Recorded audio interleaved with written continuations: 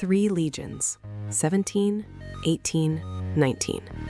20,000 Roman lives, not lost in open battle, but swallowed whole by a swampy forest, by an enemy who knew their every weakness. This was the Varian Disaster, a scar imperial Rome would carry forever. For generations, Rome pushed its frontiers. Its legions, a disciplined force of iron and will, forged an empire from Hispania to the sands of Egypt. By 9 CE, under Emperor Augustus, the Rhine River was merely a temporary pause. East of it, Germania was perceived as pacified, ready for Roman law, Roman tax.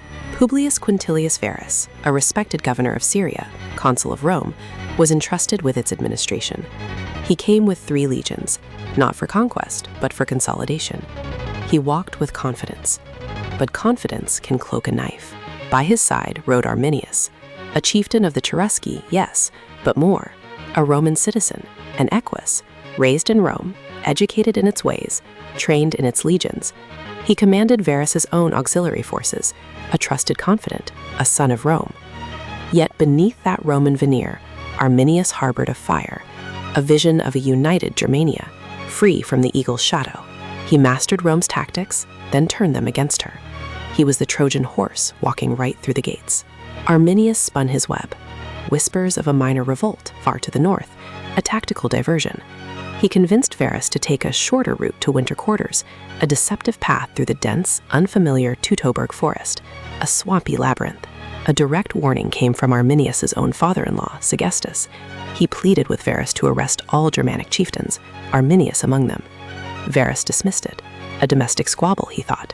A fatal error. Hear it now. The rustle of leaves, the distant thunder of an approaching storm. The Roman column stretched for miles, a snaking, vulnerable beast of 15,000 to 20,000 legionaries, auxiliaries, and thousands of civilian camp followers, women, children, merchants, mired in rain-slicked mud. Heavy downpours turned the forest floor into a quagmire. Trees pressed in, obscuring sight. No room for disciplined formations. No line, no wedge, no tortoise. Only a long, exposed flank. Then it came. September 8th, 9 CE. A sudden, terrifying eruption from dense foliage. Spears, arrows, war cries. Unseen Germanic warriors striking from shadows, melting back into the trees. Guerrilla warfare, relentless, brutal. The column fractured. Confusion reigned. The methodical Roman war machine, built for open battle, choked in that narrow pass. They tried to set up camp, to fortify, to push on, but the forest itself was now an enemy. The next day, the retreat continued, desperate.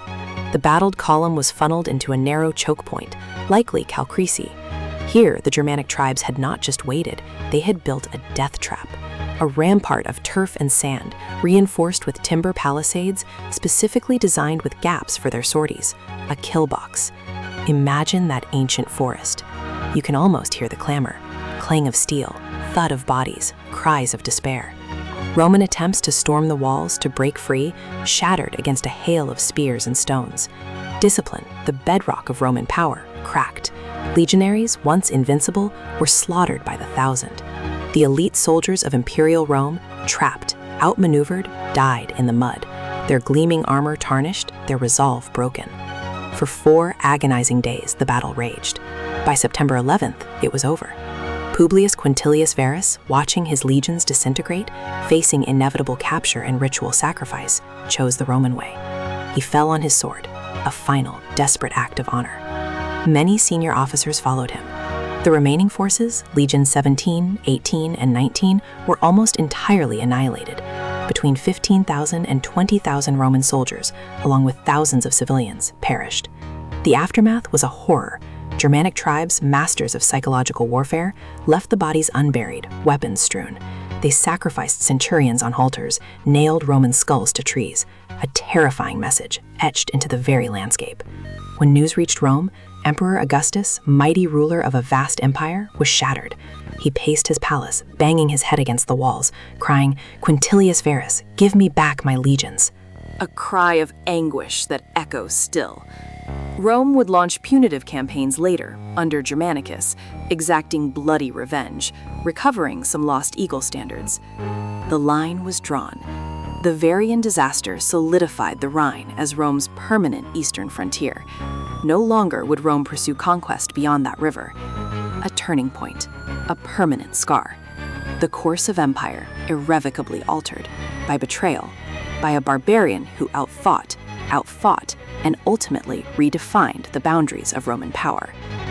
Sometimes the greatest empires aren't undone by distant foes, but by the echoes of their own arrogance and the precise, devastating punch of a plan forged from within.